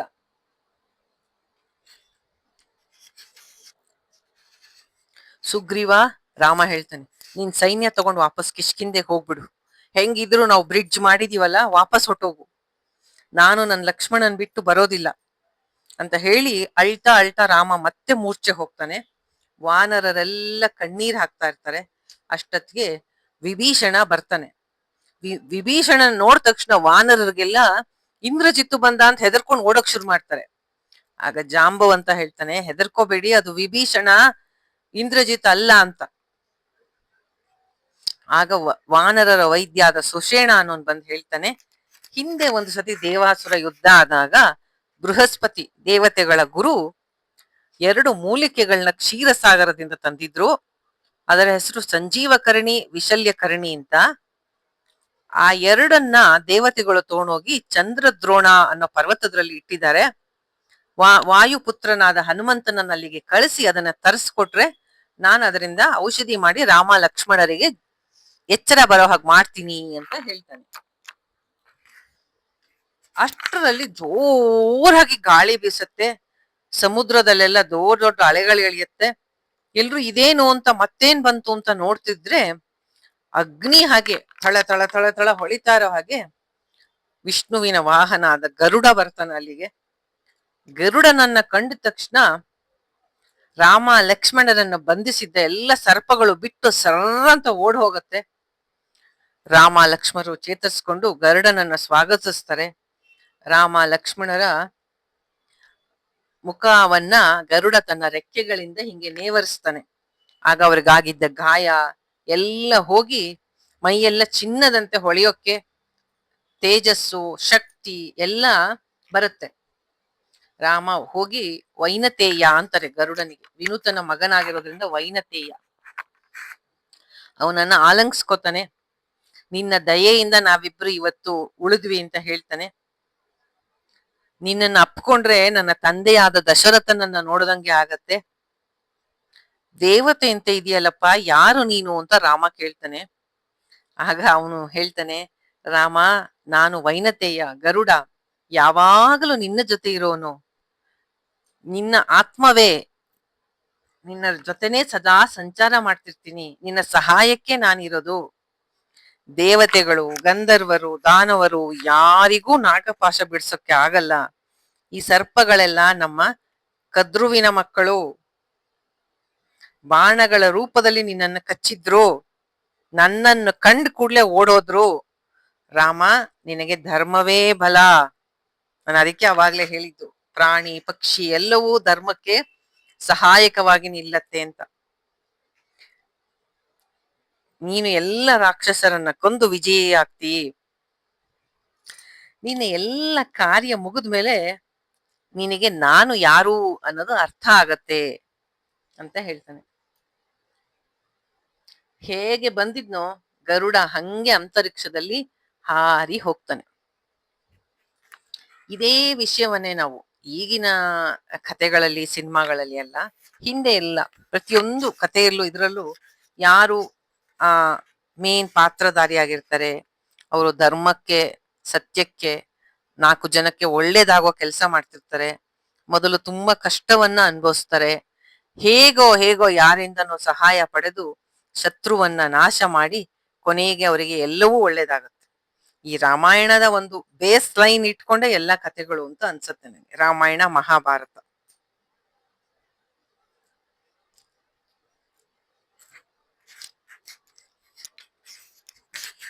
ರಾಮ ಲಕ್ಷ್ಮಣರು ನಾಗಪಾಶದಿಂದ ಮುಕ್ತರಾಗ್ತಾರೆ, ಆರೋಗ್ಯದಿಂದ ಎದ್ ನಿಂತ್ಕೋತಾರೆ. ವಾನರ ಸೈನ್ಯಕ್ಕೆ ಬಹಳ ಸಂತೋಷ ಆಗತ್ತೆ. ಎಲ್ರು ಮತ್ತೆ ನಾವು ಯುದ್ಧಕ್ಕೆ ರೆಡಿ ಅಂತ ಹೇಳಕ್ಕೆ ತಮ್ಮ ಕಹಳೆ, ಶಂಖ ಎಲ್ಲ ತಗೊಂಡು ಜೋರಾಗಿ ಊದ್ತಾರೆ, ಚಪ್ಪಾಳೆ ಹೊಡಿತಾರೆ, ಕೇಕೆ ಹಾಕ್ತಾರೆ, ಒಬ್ರು ಬಾಲವನ್ನು ಇನ್ನೊಬ್ರು ಮುತ್ತಿಡ್ತಾರೆ. ಲಂಕೆ ದ್ವಾರದ ಕಡೆ ಮತ್ತೆ ನಡೀತಾರೆ ಯುದ್ಧ ಮಾಡೋಣ ಅಂತ. ರಾವಣನಿಗೆ ಈ ಕಪಿಗಳ ಈ ಧ್ವನಿ ಎಲ್ಲ ಕೇಳಿಸತ್ತೆ, ಆಶ್ಚರ್ಯ ಆಗತ್ತೆ.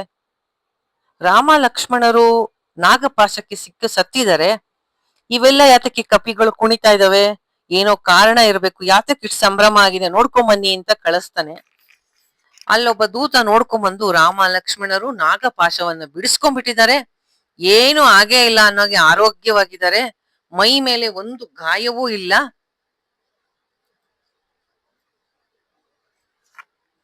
ಆನೆ ಶಕ್ತಿ ಬಂದಿದೆ ಅವರುಗಳಿಗೆ ಅಂತ ಹೇಳ್ತಾನೆ. ರಾವಣನಿಗೆ ಆಘಾತ, ಆಶ್ಚರ್ಯ ಆಗತ್ತೆ. ನಾನು ಇದುವರೆಗೂ ಕೇಳಿಲ್ಲ, ಕಂಡಿಲ್ಲ, ಕೇಳಿಲ್ಲ. ನಾಗಪಾಶವನ್ನು ತಪ್ಪಿಸ್ಕೊಳ್ಳಕ್ಕೆ ಸಾಧ್ಯವೇ ಇಲ್ಲ. ಇಂದ್ರಜಿತ್ತು ಅಷ್ಟು ಖಚಿತವಾಗಿ ಅವನ ಬಾಣವನ್ನ ಬಿಡ್ತಾನೆ. ಹೇಗೆ ಇದನ್ನ ನಂಬೋದು ಅಂತಾನೆ ಅವನಿಗೆ ಅರ್ಥ ಮಾಡ್ಕೊಳಕ್ಕೆ ಆಗಲ್ಲ. ಆದ್ರೆ ಅದು ಸತ್ಯ ಆಗಿರುತ್ತೆ. ಅವನು ಧೂಮ್ರಾಕ್ಷ ಅನ್ನುವಂತಹ ತನ್ನ ರಾಕ್ಷಸ ಸೇನಾಪತಿಯನ್ನ ಕರೆದು ವಾನರರ ಜೊತೆ ಯುದ್ಧಕ್ಕೆ ಹೋಗು ಅಂತ ಹೇಳ್ತಾನೆ. ಅವನಿಗೆ ಯುದ್ಧ ಮಾಡ್ಕೊಂಡ್ ಬರ್ಬೇಕಾದ್ರೆ ಹನುಮಂತ ಎದುರಿಗೆ ಸಿಗ್ತಾನೆ. ಮತ್ತೆ ಯುದ್ಧ ಶುರುವಾಗತ್ತೆ. ವಾನರರಿಗೆ ಯುದ್ಧ ಮಾಡಕ್ಕೆ ಕಲ್ಲು ಮರ ಅನ್ನಲ್ಲ, ಜೊತೆಗೆ ಇನ್ನೆರಡು ಇರುತ್ತೆ. ಏನು? ದೇವ್ರು ಕೊಟ್ಟಿರೋದು ಉಗುರು, ಹಲ್ಲು, ಅದರಿಂದ ಕಚ್ಚೋದು. ಇಷ್ಟರಿಂದನೇ ಅವರು ರಾಕ್ಷಸ ಸೈನ್ಯಕ್ಕೆ ತುಂಬಾ ನಷ್ಟ ಮಾಡ್ತಾರೆ. ಯಾಕೆಂದ್ರೆ ಇವ್ರಿಗೆ ಅವನ್ ಮಾಡಿರ್ತಾನಲ್ಲ ಇಂದ್ರಜಿತ್ತು. ಹನುಮಂತನಿಗೆ ಒಂದು ದೊಡ್ಡ ಬಂಡೆ ತಗೊಂಡು ಆ ಧೂಮ್ರಾಕ್ಷ ಅನ್ನೋನನ್ನ ಹನುಮಂತ ಕೊಂದು ಬಿಡ್ತಾನೆ. ರಾವಣನಿಗೆ ಅದು ಗೊತ್ತಾಗತ್ತೆ. ಮತ್ತೆ ಮಾಯಾ ಯುದ್ಧದಲ್ಲಿ ಯಾರು ಎಕ್ಸ್ಪರ್ಟ್ ಇರ್ತಾನೆ ಅವನ ವಜ್ರದಂಶ್ರ ಅಂತ ಅವನನ್ನ ಕಳಿಸ್ತಾನೆ. ಅವನು ಅಂಗದನ್ ಕೈಯಲ್ಲಿ ಸಾಯ್ತಾನೆ. ಮುಂದೆ ಅಕಂಪನ ಅನ್ನೋ ಒಬ್ಬ ಮಹಾರಥಿಯನ್ನ ಕಳಿಸ್ತಾನೆ. ಅವನು ಹನುಮಂತನ ಕೈಯಲ್ಲಿ ಸಾಯ್ತಾನೆ. ರಾವಣನಿಗೆ ಚಿಂತೆ ಹತ್ಕೊಳ್ಳುತ್ತೆ. ಏನು ನಾನು ಕಳಿಸ್ದವರೆಲ್ಲ ಹೀಗೆ ಸೋತ್ಕೊಂಡು ಎಷ್ಟೋ ಜನ ಸಾಯ್ತಾ ಇದಾರಲ್ಲ ಅಂತ. ತನ್ನ ನಗರವೆಲ್ಲ ಒಂದ್ಸತಿ ನೋಡ್ಕೋತಾನೆ ರಾವಣ. ಎಲ್ಲವನು ಏನೋ ಸೇಫ್ ಆಗಂತೂ ಇರುತ್ತೆ, ಆದ್ರೆ ಯುದ್ಧದಲ್ಲಿ ಇವನ್ ಕಡೆಯವರೆಲ್ಲ ಸಾಯ್ತಾ ಇರ್ತಾರೆ. ರಾವಣ ಈಗ ತನ್ನ ಮುಖ್ಯಮಂತ್ರಿಯಾದ ಪ್ರಹಸ್ತನನ್ನ ಕರೀತಾನೆ. ಪರಿಸ್ಥಿತಿ ಹೇಗಿದೆ ಅಂದ್ರೆ, ಈಗ ಉಳಿದಿರೋದ್ ನಾನು, ಕುಂಭಕರ್ಣ, ಇಂದ್ರಜಿತ್ತು, ನಿಕುಂಭ ಅಥವಾ ನೀನು ಯಾರಾದ್ರೂ ಒಬ್ರು ಯುದ್ಧಕ್ಕೆ ಹೋಗ್ಬೇಕು. ನಮ್ಮ ಕಡೆ ಮಹಾ ಯೋಧರೆಲ್ಲ ಸಾಯ್ತಾ ಇದ್ದಾರೆ. ನೀನೇ ಎಲ್ರಿಗೂ ಧೈರ್ಯ ಕೊಡ್ಬೇಕು. ಆ ವಾನರರನ್ನೆಲ್ಲ ಹೊಡೆದು ಓಡ್ಸು. ನೀನು ನನ್ನ ಜೊತೆ ಸ್ವರ್ಗಕ್ ಸಹ ಬಂದಿದ್ದೆ ಅಲ್ವಾ ಯುದ್ಧ ಮಾಡೋದಿಕ್ಕೆ. ನೀನಂದ್ರೆ ಎಲ್ರಿಗೂ ಹೆದರಿಕೆ, ನನಗ್ ನಿನ್ ಮೇಲ್ ನಂಬಿಕೆ ಇದೆ, ಹೋಗು ಅಂತಾನೆ. ಪ್ರಹಸ್ತನಿಗೆ ರಾವಣ ತನ್ನ ಮೇಲೆ ಇಟ್ಟಿರೋ ಪ್ರೀತಿ ನೋಡಿ ಮನಸ್ಸಿಗೆ ತುಂಬಾ ಆನಂದ ಆಗತ್ತೆ. ಮಹಾರಾಜ, ನನ್ನನ್ನು ತುಂಬಾ ಚೆನ್ನಾಗಿ ನೋಡ್ಕೊಂಡಿದ್ದೀರಾ ನೀವು. ನನ್ನ ಈ ಜೀವನ ಎಲ್ಲ ನಿಮ್ದು, ನಿಮ್ಮ ಅಪ್ಪಣೆ ಅಂತ ಯುದ್ಧಕ್ಕೆ ಹೋಗ್ತೀನಿ ಅಂತ ಹೇಳಿ ತನ್ನ ಎಲ್ಲ ಅನುನಾಯಿಗಳ ಜೊತೆ ಯುದ್ಧಕ್ಕೆ ಬರ್ತಾನೆ. ಅವನನ್ನ ನೋಡಿ ನಗ್ತಾ ರಾಮ ಕೇಳ್ತಾನೆ, ಯಾರವನು ಅಂತ. ಆಗ ವಿಭೀಷಣ ಹೇಳ್ತಾನೆ, ಇವನೇ ಪ್ರಹಸ್ತ, ರಾವಣನ ಮುಖ್ಯ ಸೇನಾಧಿಪತಿ, ಮಹಾವೀರ, ರಾವಣ ಜೊತೆ ಸ್ವರ್ಗಕ್ಕೆ ಸಹ ಹೋಗಿದ್ದ ಅಂತ. ಯಥಾ ಪ್ರಕಾರ ಮತ್ತೆ ಯುದ್ಧ ಶುರುವಾಗತ್ತೆ. ಎರಡು ಕಡೆನೂ ಬಹಳ ನಷ್ಟ ಆಗತ್ತೆ. ಇದನ್ನೆಲ್ಲ ನೋಡ್ತಿದ್ದ ರಾಮನ ಕಡೆ ನೀಲ ಅನ್ನೋನು ಹತ್ರಕ್ ಬಂದು ಆ ಪ್ರಹಸ್ತನನ್ನ ಎದುರಿಸ್ತಾನೆ. ಅವರಿಬ್ರು ಮಧ್ಯೆ ಬಹಳ ದೊಡ್ಡ ಯುದ್ಧ ಆಗತ್ತೆ.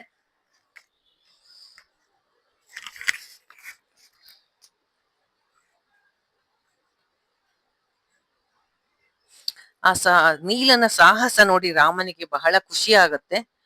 ಕೊನೆಗೆ ನೀಲ ಆ ಪ್ರಹಸ್ತನನ್ನ ಕೊಂದು ಬಿಡ್ತಾನೆ. ರಾವಣನಿಗೆ ಅದು ಕೇಳಿ ಆಘಾತ ಆಗತ್ತೆ.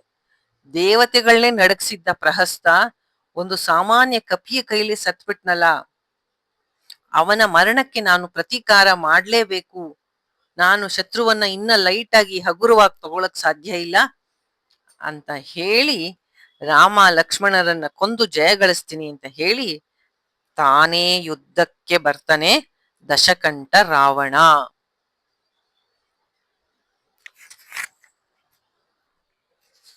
ಮತ್ತೆ ಶುರುವಾದ ಯುದ್ಧದಲ್ಲಿ ರಾವಣ ಬರ್ತಾನೆ. ಅವನನ್ನ ನೋಡಿ ರಾಮ ವಿಭೀಷಣನನ್ನ ಕೇಳ್ತಾನೆ, ಇದೇನು ಇಷ್ಟೊಂದು ರಾಕ್ಷಸರು ಬರ್ತಾ ಇದ್ದಾರೆ, ಅವರೆಲ್ಲ ಯಾರ್ಯಾರು ಅಂತ ಹೇಳು ಅಂತ ಕೇಳ್ತಾನೆ. ಆಗ ವಿಭೀಷಣ ಒಬ್ಬೊಬ್ರನ್ನೇ ಹೇಳ್ತಾನೆ. ಅವನು ಇಂದ್ರಜಿತ್ತು, ರಾವಣನ ಮಗ,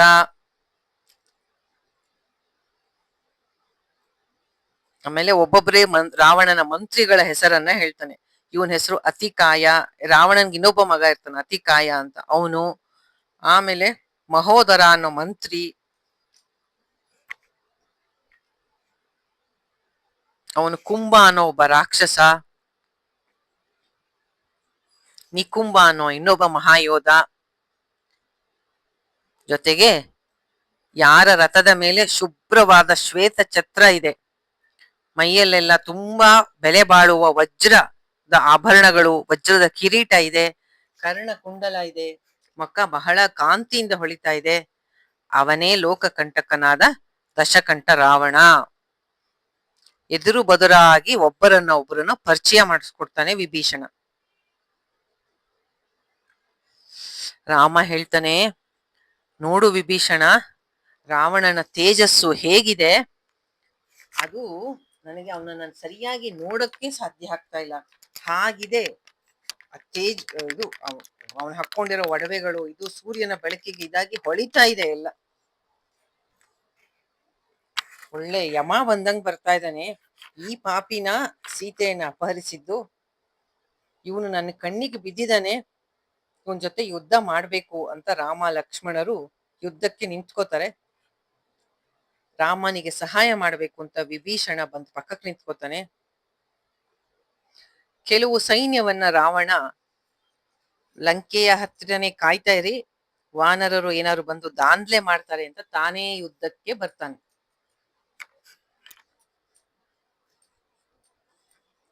ರಾವಣನ ಮೇಲೆ ಮೊದಲು ಸುಗ್ರೀವ ಹೋಗ್ತಾನೆ ಯುದ್ಧಕ್ಕೆ. ರಾವಣ ಅವನನ್ನ ಮೂರ್ಛೆಗೊಳಿಸ್ತಾನೆ. ಎಷ್ಟೋ ಜನರ ವಾನರರು ಸುಗ್ರೀವನನ್ನ ಮೂರ್ಛೆಗೊಳಿಸಿದ್ದಕ್ಕೆ ಬರ್ತಾರೆ ಮೇಲೆ ಮೇಲೆ ಇದ್ ಮಾಡಿ. ರಾವಣ ಎಲ್ಲರನ್ನು ಬಾಣಗಳಿಂದ ಹೊಡ್ಕೊಂಡು ನಿವಾರಿಸ್ಕೊಂಡು ಎಲ್ಲ ವಾನರರು ಓಡಿ ಬಂದು ರಾಮನ ಹತ್ರ ಬರ್ತಾರೆ. ರಾಮ ರಾವಣನನ್ನ ಎದುರ್ಸಕ್ಕೆ ಸಿದ್ಧ ಆಗ್ತಾನೆ. ಆಗ ಲಕ್ಷ್ಮಣ ವಿನಯದಿಂದ ರಾಮನಿಗೆ ಹೇಳ್ತಾನೆ, ಅಣ್ಣ, ಈ ಪಾಪಿಯನ್ನ ನಾನ್ ನೋಡ್ಕೋತೀನಿ, ಅವನನ್ನ ಎದುರ್ಸಕ್ಕೆ ದಯವಿಟ್ಟು ನನಗೆ ಅಪ್ಪಣೆ ಕೊಡು ಅಂತಾನೆ. ಆಗ ರಾಮ ಹೇಳ್ತಾನೆ, ಲಕ್ಷ್ಮಣ, ನೀನು ನನ್ನ ಜವಾಬ್ದಾರಿ, ನನ್ನ ಪ್ರೀತಿಯ ತಮ್ಮ. ಈ ರಾವಣ ಸಾಮಾನ್ಯ ಅಲ್ಲ, ಪೂರ್ಣ ಬಲದಿಂದ ಬಂದಿದ್ದಾನೆ ಯುದ್ಧ ಮಾಡಕ್ಕೆ. ದೇವತೆಗಳಿಗ್ ಸಹ ಅವನನ್ನು ಸೋಲ್ಸಕ್ಕಾಗಲ್ಲ. ಆದರೆ ನನಗೆ ನಿನ್ನ ಮೇಲೆ ನಂಬಿಕೆ ಇದೆ, ಜಾಗ್ರತೆಯಿಂದ ಯುದ್ಧ ಮಾಡು, ಹೋಗ್ಬಾ, ನಿನಗೆ ಒಳ್ಳೇದಾಗ್ಲಿ ಅಂತ ರಾಮ ಅವನಿಗೆ ಆಶೀರ್ವಾದ ಮಾಡ್ತಾನೆ. ಲಕ್ಷ್ಮಣನಿಗೆ ಬಹಳ ಸಂತೋಷ ಆಗತ್ತೆ. ರಾಮನಿಗೆ ತಲೆ ಬಗ್ಗಿಸಿ ನಮಸ್ಕಾರ ಮಾಡಿ ರಾಮನ ಪಾದದ ಧೂಳನ್ನ ತಲೆಯ ಮೇಲೆ ಹಚ್ಕೋತಾನೆ. ಲಕ್ಷ್ಮಣ ರಾವಣನನ್ನ ಹೇಗೆ ಎದುರಿಸ್ತಾನೆ, ರಾವಣ ಲಕ್ಷ್ಮಣನ ಜೊತೆ ಹೇಗೆ ಯುದ್ಧ ಮಾಡ್ತಾನೆ ಅನ್ನೋದನ್ನು ಮುಂದಿನ ಕ್ಲಾಸಲ್ಲಿ, ಅಂದರೆ ನಾಳೆಯ ಕ್ಲಾಸಲ್ಲಿ ನೋಡೋಣ. Thank you all. ಸರ್ವಂ ಸೀತಾರಾಮಚಂದ್ರ ಅರ್ಪಣಮಸ್ತು. ಹರೇ ಕೃಷ್ಣ.